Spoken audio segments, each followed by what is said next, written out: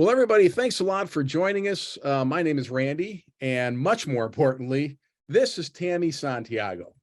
And Tami Santiago has fostered over 90 kids throughout, not all at once, but throughout some years at the Ashtabula County Children's Services. And really, Tami, thanks so much for joining us today, because I know you obviously just have a fountain of information in terms of what it's like to become a foster, and what you have to do, and you obviously you've been doing this for quite a while, and we thought, well, just to start, um could you tell us about when did you first decide, oh, I think I might foster? Because that's a huge decision to make, and folks watching Right. may be feeling that themselves. Well, and I decided when I was a child. My mom introduced me to the idea of it, and it's something that stuck with me. Life went on. After I was moved out of the house, graduated from high school, I checked into it, and I had to be over the age of 21, and I wasn't at the time. So I So came you back you with the you had this idea a long time ago. This wasn't oh even yeah, wow, okay. yeah.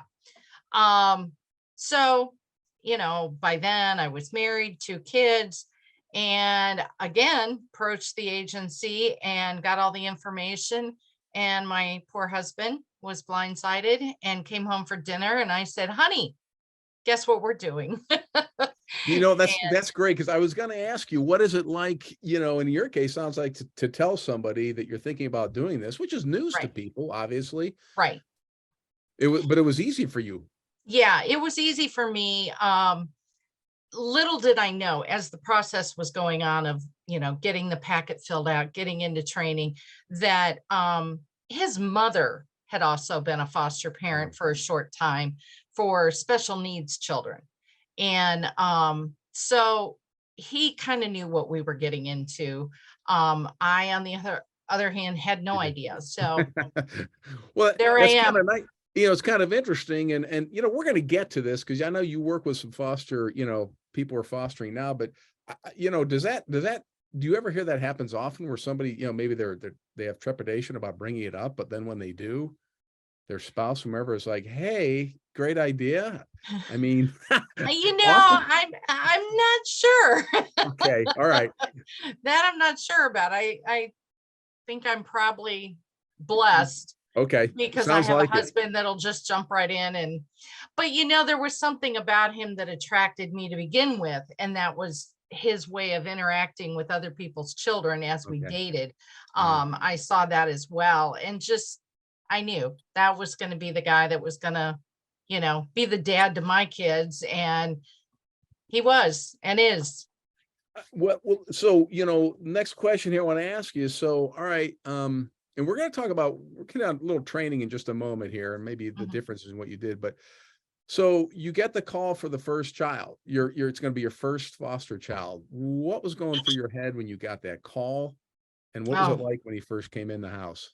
the excitement, obviously, because you've been called to do this, you've been trained to do this, and here it is. Um, our first case was unique. It was a little boy and little girl. Um, and the caseworker came in, went over the case, what little they knew, and said, here you go. If you have any questions, call me. And he was out the door, and I'm just like, okay. I already knew how to be a mom, thank goodness. Wow. But a mom in a different way. Yeah. Because these are somebody else's children, Yeah. and you're working for reunification. So yeah, it was different. It was like being the aunt, and kids came over to hang out. So they're in there, like, what did you do? How did you, this is your room, go ahead Yes, and, jump in yeah, the refrigerator, that's take whatever you want. I mean, yeah.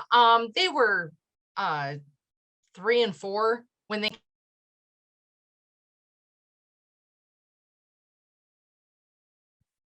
hang on just a second. If you could unmute there, Tami.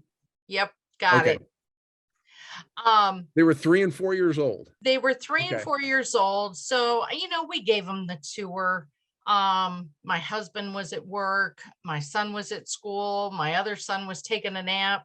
So, I had time, which was nice to spend with them Yeah. and showed them where the toys were and everything else. And they just melted right into our family, and it worked out very nice. And yes, they were um, not reunified, but they were later adopted by other family, That's great. another person that had applied to it for adoption and had the space to do that. That well, let me ask you one question. So you had a 3-year-old and a 4-year-old. So now that was your first case ever. Right. Did the agency talk to you, say, hey, listen, I know this is your first. Can you take two? I mean, Yeah. did you have a say Yeah. in that? Because that was not the plan. Our plan is obviously one at a time. We Yeah. were only in it to foster when we first started. And so yeah, it was unique. And they did move back home. They moved back into foster care. When they came back into foster care, we did, we were called first, Yeah. and we did take them um to kind of keep that consistency. So yeah. And well, we're gonna get to this maybe a little bit. That's a good time. So this is your first experience, and obviously you've gone through a lot more. And I forget how long did you have these first two children? The first two we had for probably 3 months before they moved back home. That's And still a lot then, of that's still a lot of time to yeah. how did they engage with you, and how did you engage with them after 2.5 months? Well, and a lot of nonverbal. They had been locked in a room. Oh, geez. So there wasn't a lot of interaction. So there was a lot of teaching. Okay. Um, put a lot into that. We hooked them up with speech and hearing rehab, doctors, counselors, Head Start, everything we could put in place, we did, so that those, would follow the children as they moved back home, which were godsends. Hey, Tammy, let me ask you. So when you say Sure. we did this, was that you and your husband, or was that The arranging all this? agency as well. Okay, all right. We all work together as a team. And so I let the caseworker know, and he said, go ahead, get them enrolled, get them started. So that's what I did. So that was your caseworker was kind of like your sounding board, Yes. and okay, yeah, Yeah. because that's another question I bet a lot of folks have, is just what's the relationship between a foster parent and the caseworker and the birth parents. Right. Could you maybe talk a little bit about that, of what the expectation should be in terms of, how does it work? Are there weekly meetings? We have meetings I want to say it's every 3 months, every 6 months. No, it's every three. I'm sorry. Okay. Um, and you just go back over the case. Where are we at? How is mom and dad doing with their case plan?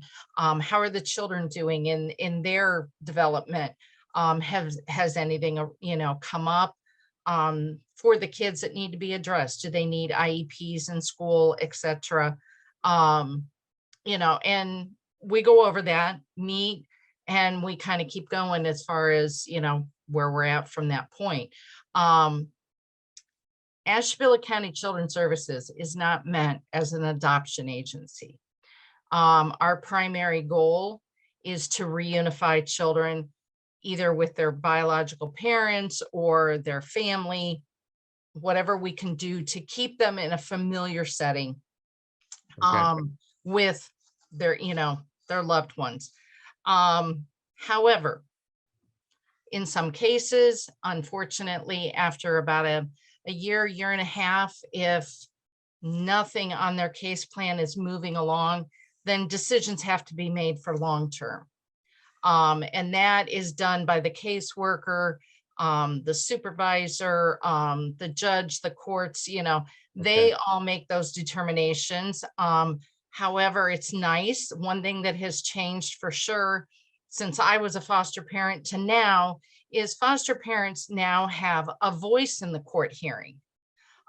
We're allowed to send in either a written report, or we can do a Zoom on the court date, and we can, you know, advise the courts what's going on from this point, Oh, that's really what are good. the child's reaction to maybe mom and dad not showing up to visits, or showing up to visits, and how are visits going? What's the communication like? So it's very nice. That is something very different for me. I never had that. And you say that's newer. That's how Yes. long they've been doing that? Is this just a couple of I'm years? not sure how long. Okay. I've been out for 10 years, so Yep. I'm coming back into it. So, Okay. from a So different it perspective. sounds like Yeah. a great improvement, because Yes, obviously who would know better, I think, than the foster parent right. has been with them for. And we were fighting for that when my husband and I were still involved. And it was like, we're the ones on the front line taking care of the kids. I think we should be allowed to share, like I said, whether it be in writing. I didn't think maybe every foster parent wanted to be in court, but that is now an opportunity that you can have as well. So Hey, that Tammy, is a can I nice ask it step. so if it does go to court like that, and if it's Mhm. decided, because the child, I assume, has been under the thought, as everyone in the house is, there's working towards reunification. Right. If that doesn't work, Yeah. who tells a child, and maybe what do you keep the child then for a while longer, or what happens right in the aftermath of that? Well, right after that, the child, with counseling, with caseworkers, there's a lot of people involved. Mm. And as a team of adults, you make that decision on who's best qualified to break this news to the Okay, children, okay. that you're not going to be returning back home. However, this is the next plan. Um, I had school age children, so by no means were they oblivious to what was going on. They knew. Yeah. Um, and and there's some preparation as you get ready to go to that step. Things are said to the children. And so they're kind of getting prepared for that. Then after it happens, yes, if we're not going to be adopting, if there's a sibling and that parent, foster home would, or adoptive home wants to take on the other siblings, by all means. Siblings keeping together is so important to us. Oh, seems like Um, it would be. Yeah. yeah. Um, and it brings a handful of issues as well. I'm sure. I'm sure. Because you've got one child, one set of problems. Now you have, the second child, another set of problems. So and not so much problems, but different personalities, different things they bring to the table from their past life. Mhm. So it's challenging.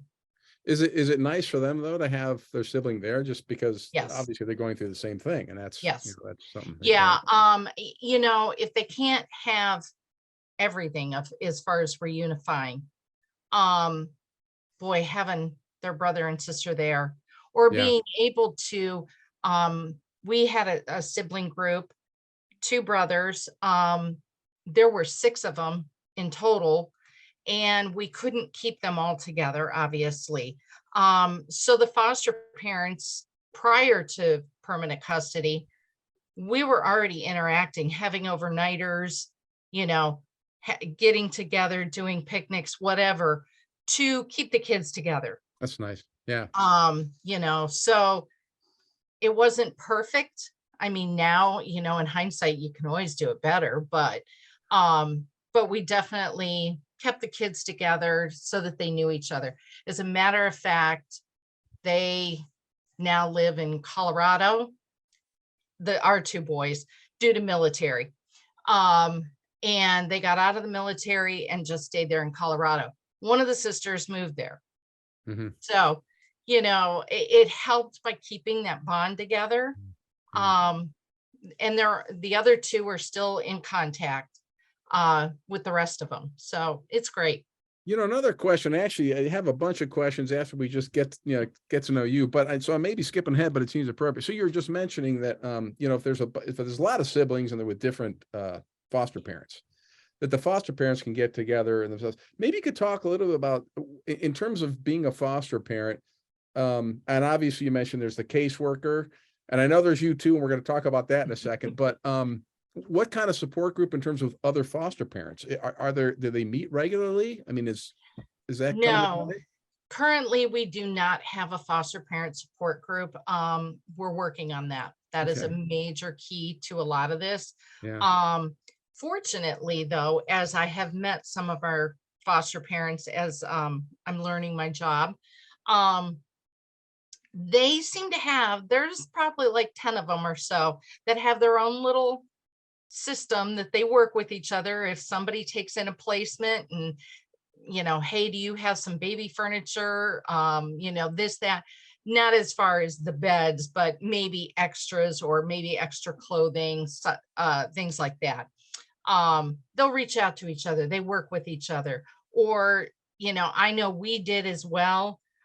When we were foster parents before the association, we just kind of networked with each other. Yeah. Um, So sometimes it kind of happens naturally, and that's yeah, and it's great because you meet these other foster parents during training. okay. Yeah. So, when you're going to your ongoing training, even after you've licensed, you meet other parents and very similarities or whatever, and you just connect and it just keeps going. I guess that makes sense, because I mean, I guess, going to that training, it's almost like going to college. I mean, Right. it's a big decision, big experience, and you're all going Yep. through it together. And then you're kind of graduating Yeah. and taking on kids. So I could see Yeah. that networking. I bet Yeah. that's You have to have, well, it's 24 hours um, initially to train, and then it's 30 hours every 2 years. And I do not suggest waiting until the last minute to get those training hours in. Um, Definitely, you know, work on that in that 2 year time period. Don't wait until the last minute. I did that one time and I will never do it again. We came really close to not being able to relicense because we didn't have all of our hours in. well, So, you're bringing up some good stuff, Tammy. So we'll get to the questions, but I think you're getting to it right now. So, for somebody watching who's interested in taking the next step, I mean, what are the steps you take? excellent You have to call the question. agency. What do they do? And then get back to the Yeah. training hours. Yeah. First of all, you want to call Children's Services, ask them, I would like to become a foster parent. The first thing I'd like you to ask yourself is, do you want to be a foster parent, or do you want to go strictly into adoption? Because if you're going strictly in for adoption, um, then you need to probably reach out to a private agency, because our kids are planned on going home. Yes, there are children that don't get that. So those do come along the way. So to be clear, I mean, in Ashtabula, it's like the idea is that, you're trying to get reunification with a child. So your job going Yes. to foster is just take Yeah. care of the child and help that reunification happen. Right. Okay, that's Right. good to know. Yep. Yeah. So after you've asked yourself that and you say, yeah, and if a kid lands in my house and they end up for permanent custody, then yes, we'll talk about adoption. Then you're going to talk to the agency. They're going to gather information from you. Dates of birth, where do you live? What's your home life like? How many kids do you have? Are you married? No, you don't have to be married. Okay. You had children before? No, you don't have to have children before. So they'll ask you a bunch of questions. They'll send you out a packet. They'll look over all the information and let you know if you qualify to become a foster parent. Then they'll get you in with the training, get you signed up. Now they have online training, they have face-to-face training at the agency as well. I'm just going to add a side note. If it were me, I would do the face-to-face training. And I know that seems like an inconvenience. Online is so easy. You can do it from home, blah, blah, blah. But you get that interaction. You get to meet your trainers. You get to meet the other foster parents, and you start building that relationship with everybody right from the beginning. Online's great. I'm not going to deny that. For some people that are, everybody's working. Yes, that is a great option as well. But it's just me. I want to interact. I want to get to know the people, exchange phone numbers, if you will. Yeah. So, And when you say interact, it's not only with the trainers and such of that, but you're talking maybe about the other foster parents. yeah, Yeah. yeah, I see yeah. that. And some of our staff may be around. So you start putting names and faces together. I think it's a very nice thing to do it that way, but I could be considered old school too. No, that's okay. Well, But again, you've got a lot of experience. You've done this and you know what works, obviously. So right. that's what it's good to hear from someone like yourself Yeah. who's done this Yeah. successfully. I mean, and online, we had to do online training towards the end. That was an option. For our ongoing, we had to do so much online, and then we had to do so much face to face. So I understand the convenience of online training. It was very nice, and especially that 1 year that I didn't have everything in on time. So, but after they give you all the packets, all the information, the hardest part is probably filling out all the paperwork. That is probably the hardest part, because you have to remember for the past 10 years where you've worked, Mm. their addresses, all that kind of stuff. That's stuff that we don't normally keep Right. track of. Yeah. Um, so And Tammy, I'm assuming that's like background things, so they make sure that yes, you're solid individual and yes. got the character. Yeah, And and everything. they want all that packet filled out and get that information into them. The sooner you can do it, the quicker this whole process goes. Okay. Um, Unfortunately, sometimes it's hard to get this information, so it takes you a little longer. So plan on, it's no one's fault. It's not your fault. It's not anybody's fault, but it might take a little longer during the process. They'll get you hooked up with the 24 hours. You'll get your 24 hours of training in. Then they will submit your application in. The supervisor, I'm sorry, lost the word. The supervisor will look it over. Yep. And providing everything is there, then they'll send it in. Your license is approved, and you'll get a letter in the mail or a phone call. Mine came with a phone call saying, hey, your license is approved, but it's still down in Columbus, and we need a home, and we got 2 kids, so we got the information we need on your license. You Wow. just don't have it yet. Wow. Well, that's another good follow-up question. You got right into it. I mean, is Yeah. there any typical amount of time between the time I would be certified and then I would get I my think first it placement? depends on what you're saying you're qualified for. Okay. Some people will say, I'm only qualified for 1 child from the ages of 0 to 5. Okay.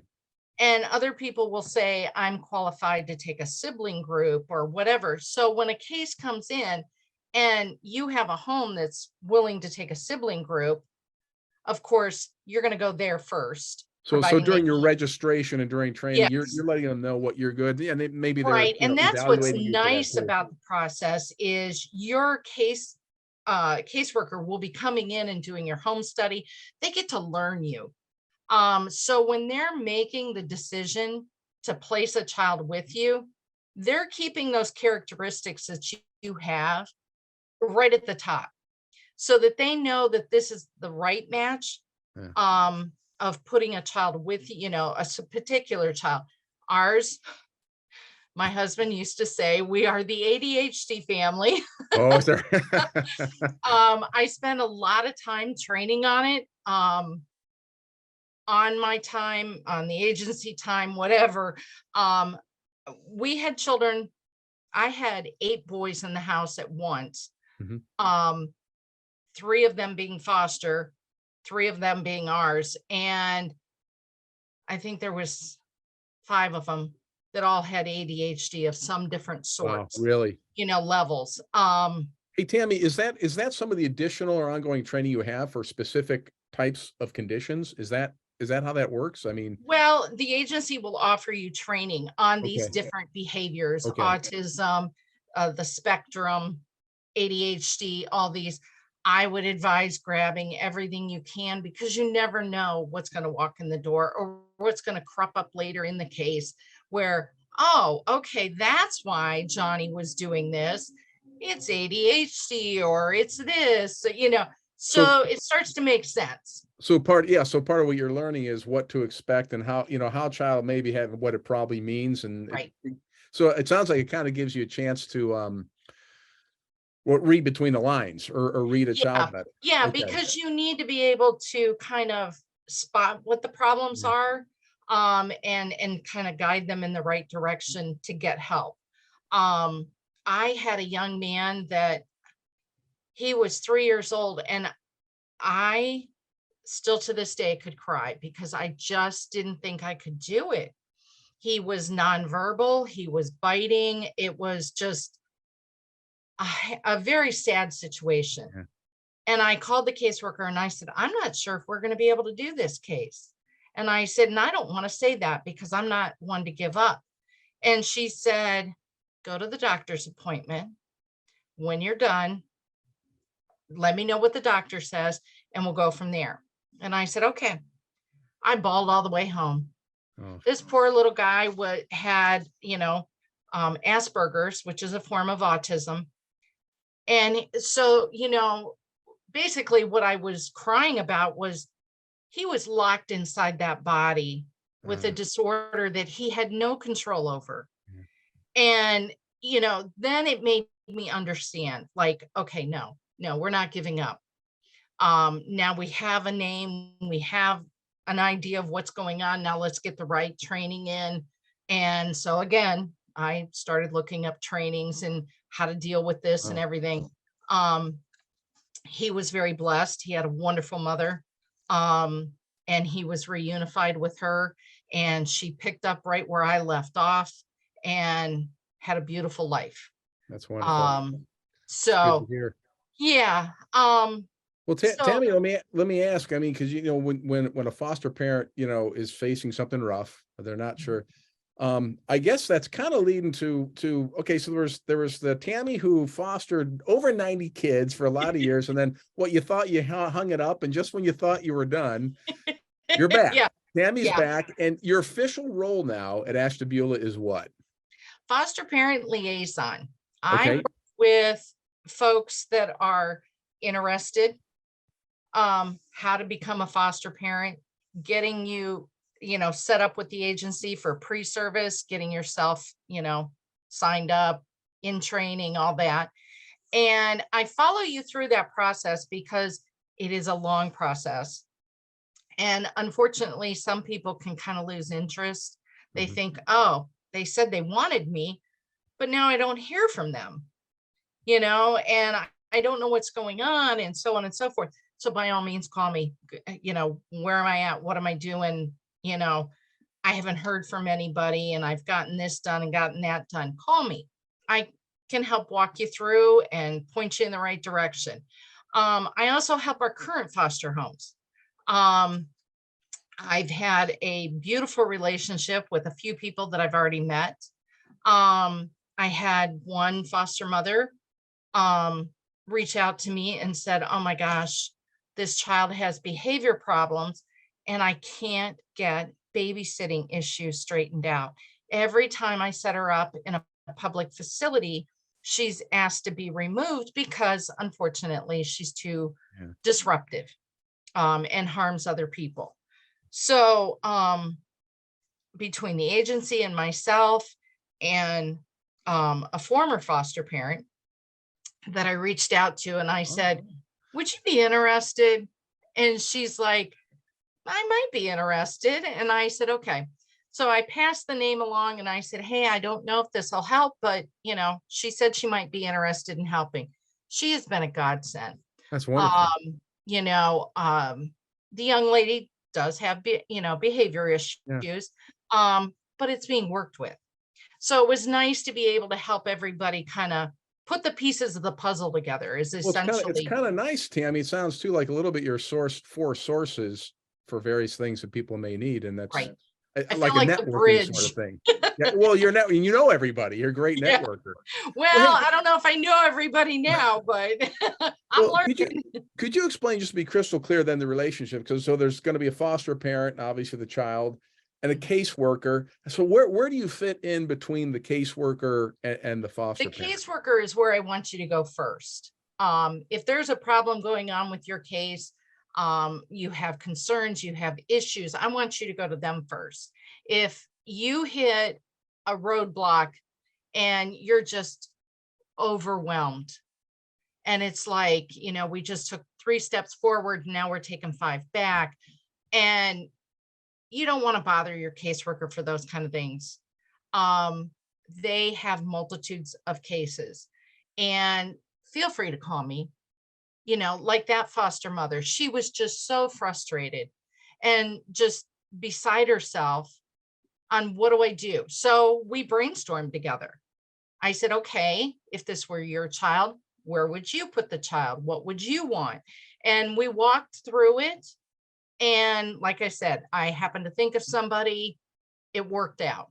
Will Oh, it that's happen great. again? Maybe not. That's great. But yeah, I just try to help because I remember what it was like. Yeah.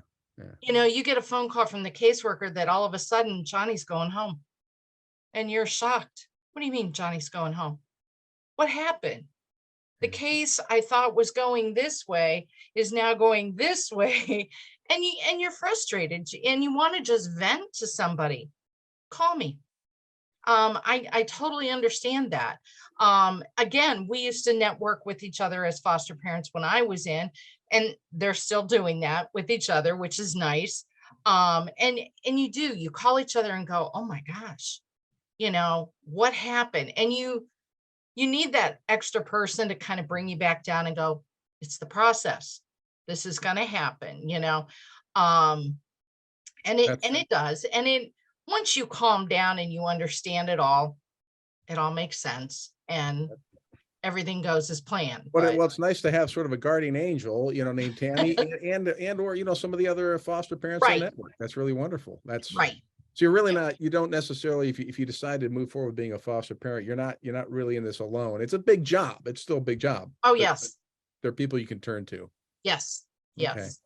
Yeah, I Yeah, just want to say absolutely. if anybody's joined us late, this is Tami Santiago, and she has but she fostered over 90 kids for Ashtabula County Children's Services, and she's currently the Ashtabula County Foster Parent Liaison, Yes. which is, like we said, we were just talking about, it's sort of like the guardian angel who knows the answers to things.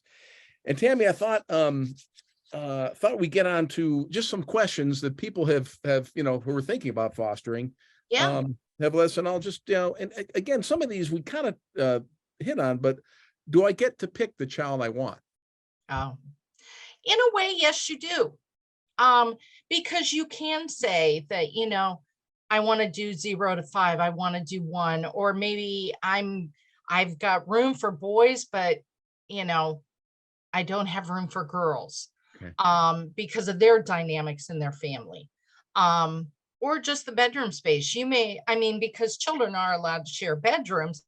So you may have your son or another foster child that's a boy in that room. And yes, you can add another boy to that room, providing it meets all the criteria. Um, so you may be able to say, I can only do boys, I can only do girls. It's not because you're being judgmental. It's what works in your household. Sure. Um, and you can very well say that I don't feel I'm qualified to take care of special needs, medically fragile, that kind of thing. So in a way, yes, you do pick.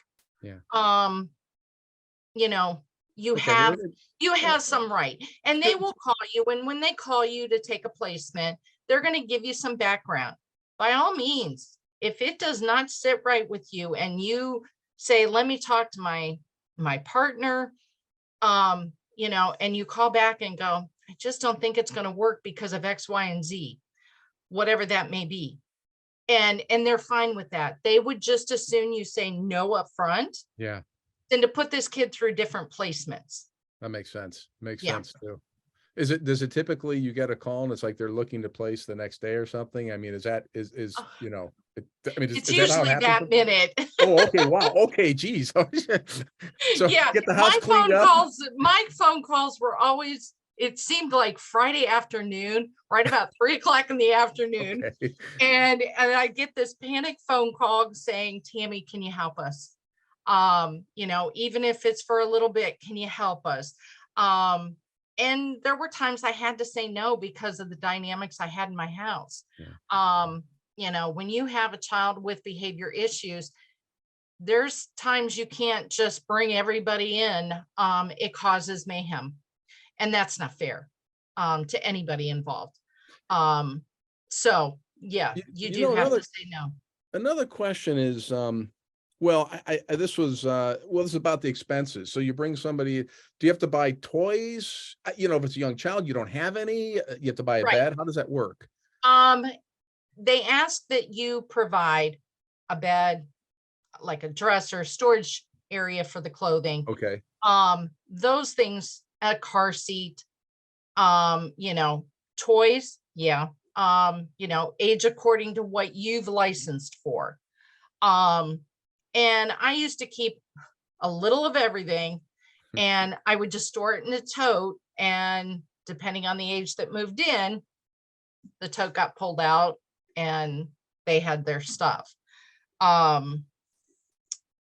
always had toys around anyhow because I had so many kids of my own, but there were times when younger kids would have to come in that, we had to change a few things, and baby gates. Baby gates are a big thing that you Oh. want to have in your home to keep them safe.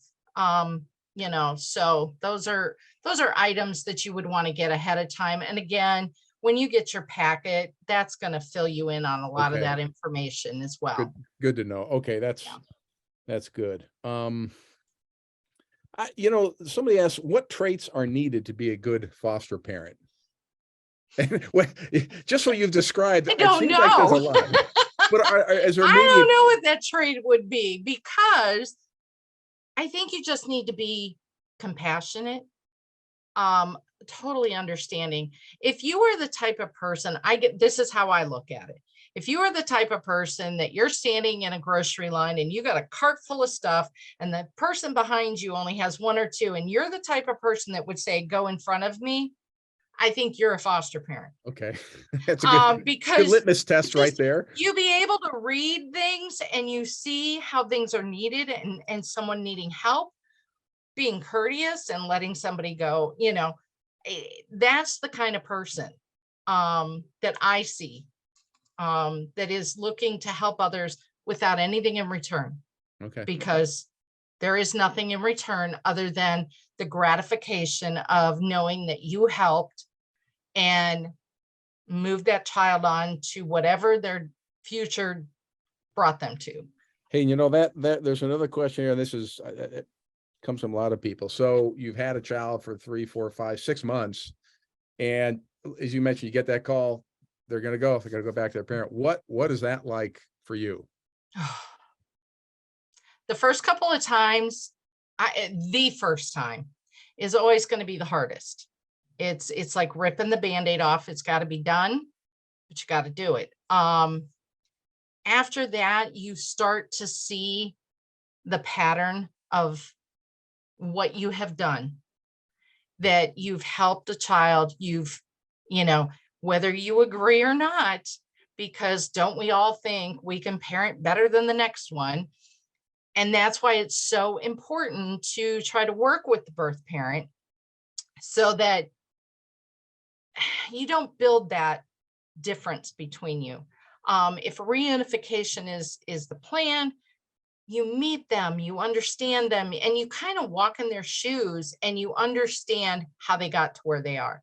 So that helps you with reunifying. When they go out the door, okay, it's not going to be the way I clean. Mhm, mhm. It's not going to be the way I fix dinner. And that's okay. That's their family. At the end of the day, they are loved by their family too. And they need that. And it's hard. I, You know I won't lie. that raises another, question from me. How much interaction do you have with the birth parent while you're fostering? For me, it was right around reunification time at the visits. Um, I would drive the kids maybe to the visits at the agency, and you start to kind of slowly build. You see each other maybe at the meetings every 3 months when you're going over case plans. So you're slowly starting to make contact with them. Um, there is new ways of reaching out now.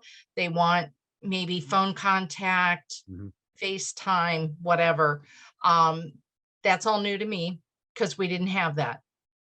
Um, do I recommend it in all cases? I think it's a case by case. Okay. And you and your caseworker will be able to work that out. Whatever works best for your household, whatever works for the case, so on and so forth. Your caseworker is your major person in the play. And my heart goes out to them because they have a lot of people pulling at them. You got biologicals, you got attorneys, you've got, that everybody wants a piece of that person. And so please, if they don't return your phone call, be patient.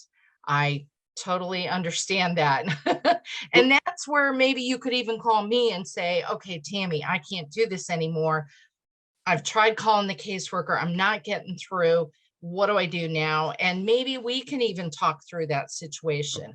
Yeah. Um, Again, it's case by case. Yep. Yep. Okay. That makes sense. Um, Here's a question that you kind of maybe hit on it, but what if I have a different method of disciplining than the parents? Corporal punishment, let's just get that right out there, is off the table. Okay. Um, an eye for an eye is not. Um, so it, and you learn that during your training. They'll teach you different techniques. Timeout, we all know timeout. We Mhm. all know, you know, groundings from a toy or whatever the case may be. But yes, corporal punishment, no go. And I would almost say you will understand no corporal punishment as soon as that child moves in, because you're going to see all that fear, Mm. misunderstandings of how things work. So you're basically teaching them how you get in trouble and how it's going to be handled and what the outcome will be. And it's not as traumatizing. Um, Unfortunately, some of our kids are raised old school and they are disciplined harshly. Mhm. Um, I always say, whatever mom and dad did in their house, that is their business. I'm not the judge. This is how I do things. And, because you'll always get, well, that's not the way mom does it. And Yeah. it's like, and you're right, because I'm not your mom. I'm your foster mom, or I'm, whatever they choose to call you, Tami, aunt, grandma, whatever. Hey, Um, as simple as that is, that's just another question. How do you establish what you should call me? And what do you say if when they say mom doesn't cook that way or mom doesn't, right. how do you deal with that? So start with a name. Like, how do you Yeah. decide Well, what they should first of call you? all, we would introduce ourselves, Okay. and we would just go around first names. And I would later say, listen, you're going to hear everybody around here call me mom. That is your choice. I know you have one. So if that you feel like that is disrespectful, don't do it. I can be Miss Tami, I can be Aunt Tami, I can be Grandma Tami, whatever, or Tami, you know. And ironically, they all call you mom because Really? it's just a universal name. Yeah. Yeah. And they see everybody else do it, they don't want to be treated different. So everybody just jumps in and it's mom and dad and hey you. um And and, and if, and that's okay. and if they say this mac and cheese, this isn't how mom makes it. What do you how do you Well, react I to that? usually food, oh, that is like the biggest entryway into a child. Mm, mm, Talk about food. What was your favorite meal at home? What did you love that mom made? In reference to the mac and cheese. No, I don't make it the way mom does. How did she make it? mm. What did she do different? Did you put a topping on it? Some people put ketchup, some people put ranch, whatever. What was the difference? And it makes for conversation. Yeah. And again, as the foster parent, you're learning more about the home life. Okay. That's So it's helpful. and are those some of the strategies you learned during the training too? What you Yes. okay. Yes. You learn a lot of that. Or That you just that learned by talking to Tammy, right? That's calling Tammy. well, she is talkative. No, but it's good. That's because over 90, you've had a lot of experience here. Here was another question. Should I give my foster kid chores to do? Sure, why not? If your kids have them, why do you want to make them feel different? That's Um, that makes sense. it could be something as simple as making your bed in the morning. It doesn't have to be labor, extensive, scrubbing floors or anything like that. I mean, it can be little things, picking up your own shoes, taking care of them, hanging up your book bag, hanging up your coat, simple little things. And Okay. again, what you're teaching them is going to go with them down the Yeah. road. Yeah. That's I had a little guy tell me when he came back from the Marines that he learned at my house that saying prayer before you eat meant something to him. In his other foster home, brushing his teeth meant something to him oh wow. because he had never had either one of those.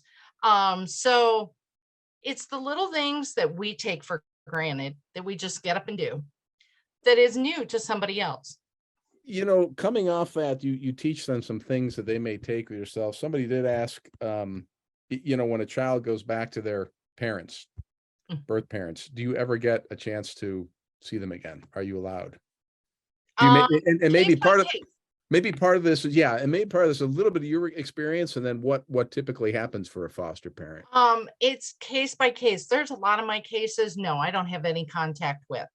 Part of it can be because they were so young. Mhm. Um, Part of it can be that they chose a different lifestyle, they've moved on, whatever the case. However, I do have a handful that still stay in touch. Um, and our second case, so that would have been in later August of 91. Wow. And Wow. here we are Yeah. still in contact. Wow, that's nice. She used to call my husband and on every Father's Day, wish him a happy Father's Day, and kept reminding him, you remember at 18, you said I could come back and stay there. So on her 18th birthday, she called and she was crying. And he said, what's wrong, honey? And she says, I'm not coming home. Uh, And he goes, okay, what are you going to do? She goes, I'm going to the Air Force because you taught me an wow. education is nothing anybody can take away. So I'm going to get an education. He said, you go, girl. And she did. And she has 3 beautiful children,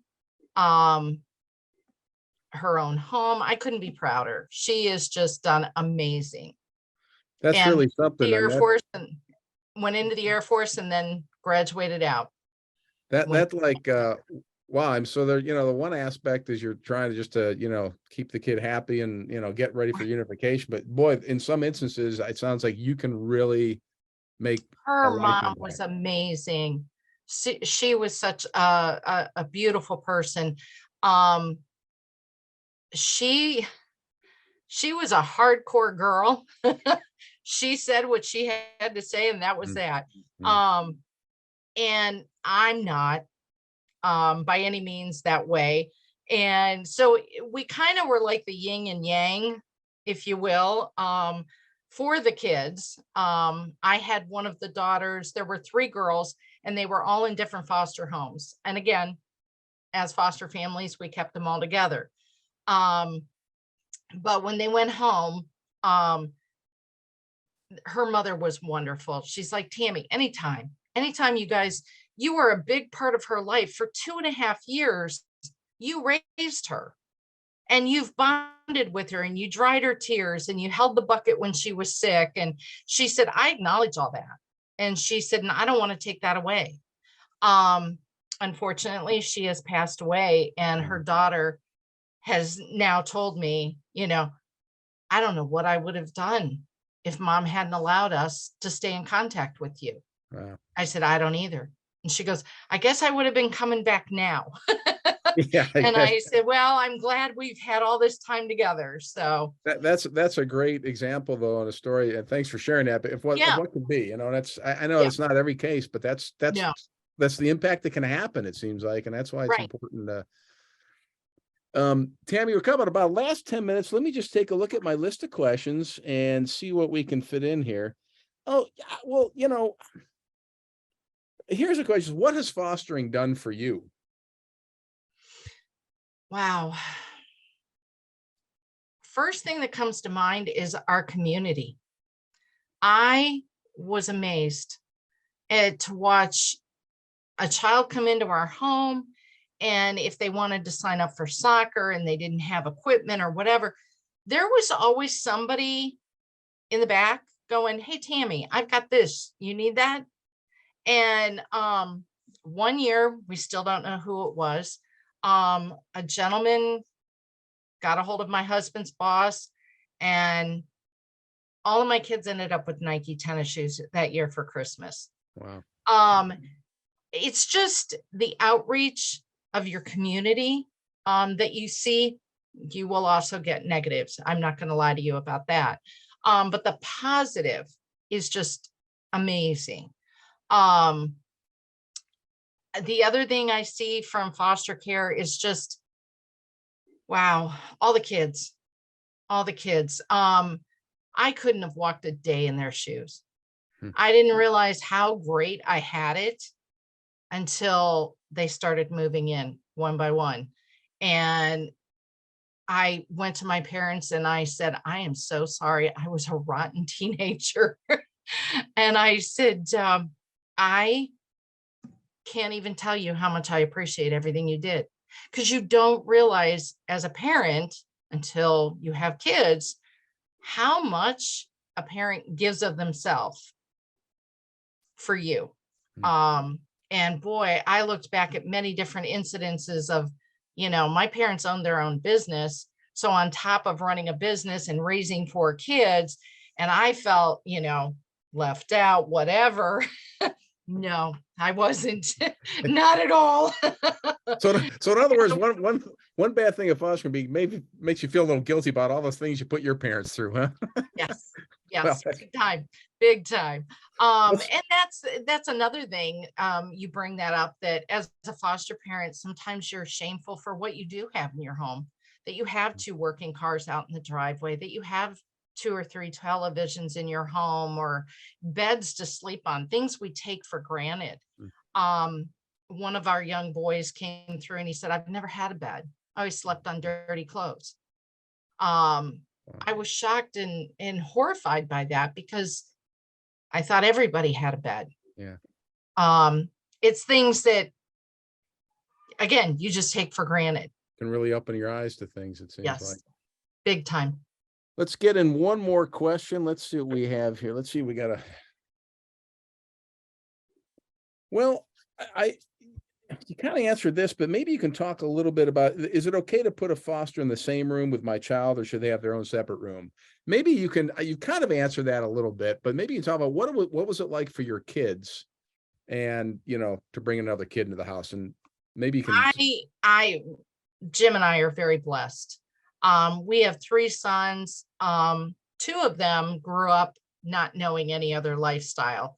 The oldest one had 5 years of us by himself. And then everybody started swarming in, as he will tell you. it's amazing how they blend. Yes, we've had some cases where some of the kids, just kind of are like water and oil. They just don't mix, and that's okay. Because like I told them, you're going to have this in life. You're not going to like everybody, but we have to learn how to get along with everybody. And that goes both ways, whether it's your children, it's the foster children. If it is obviously detrimental to everyone, then yes, you need to call your caseworker and say, then this maybe isn't working. But I try to work with it for a while. And a lot of times I would also look at the timing of the case. And if this child's getting ready to go home, are we acting out because they're getting nervous about going home? Because they like it here too. So, and they're worried, has mom and dad really changed? Are things going to be better? So there's a lot of things you have to stop, which is hard to do when you're in the middle of it, but you need to stop and pull yourself back and go, okay, really, what is going on here? Yeah. Why aren't they getting along? As far as sharing bedrooms, we've had to change bedrooms. We've had to change roommates. It's no different than going to college. You're not going to mix with everybody. I've had kids that team up like they're twins. Oh, that's trouble, I'll bet. Yeah, that's trouble. Right. Yeah. And you just make it work. But it's why it's really great to have you as a resource at Ashtabula, because you've with over 90 kids, you probably had darn near every kind of situation that could be, and you've learned a lot and dealt with it. And the other nice thing about being a foster parent is helping the other foster parents maybe do a respite for them. Yeah. I've had the honors of doing that with other, and I've taken in medically fragile because it was for a weekend. I knew it wasn't, a lifetime. So I took some training and I learned how to do a feed tube and such. As life has brought it, I have a nephew that has a feed tube. So, it's funny how our worlds come around, and I'm not scared of it. I just pitch in and help my sister when she needs it. So, it sounds like that's like another trait of a foster parent, to be just, they kind of roll the punches and learn new things and, attack problems basically. Right. I may not be putting it in the best way, but that's I don't know if there is a good way. Yeah. You just jump in both feet and you get it done. And if you're worried about it, then you ask. Tami, thanks so much for sharing. We're coming up at the end of our hour here, but thanks so much for sharing. Now, one important thing, Tami Santiago is the Ashtabula foster parent liaison, correct? Is that the official title? If somebody is watching this and maybe they're thinking about fostering, but there's another kind of question that they have that we didn't answer here, is there a way they can get in touch with you directly to ask that question? Oh, absolutely. I have an email. I work from home, first of all. So I have an email, which is all lowercase, ACFP liaison @gmail.com. Have to stop and remember that part. Just shoot me an email. I have it hooked to my phone. So I have a work phone. I have a private phone. I will check that and I'll get back to you within easily a week, 2 weeks. That's great. At the most. And real slowly, just in case somebody's watching, and on the recorded version, we'll put this on, but what is that again? What's your email? It is ACFP liaison @gmail.com. Liaison, I would probably have to look that up because I know there's somewhere. LIAISON. All right. It took me a while too. Well, Tami, thanks again so much for sharing, because, for folks who are thinking about doing this, you're absolutely, you're an inspiration. First of all, you've done it, but, really importantly, to make that decision, you can be a really great, you're that guardian angel and one with a caseworker, and as you said, nobody's really in this alone, but, No. but, No, and I never want you to feel like you're alone. And if you do, please get a hold of me and say, listen, I feel like I'm out here on my own island. Call me. I don't want you to ever feel alone, well, that's great. because we've all done it. If I can't handle it, I'll find you somebody that can. Again, there's that networker there. That's, Yeah. the foster parent networker there. You can make things happen to be a I've great learned source. how to delegate. That's pretty great. Well, Tami, thanks again so much. Really appreciate it. Bye Thank now. you. Bye.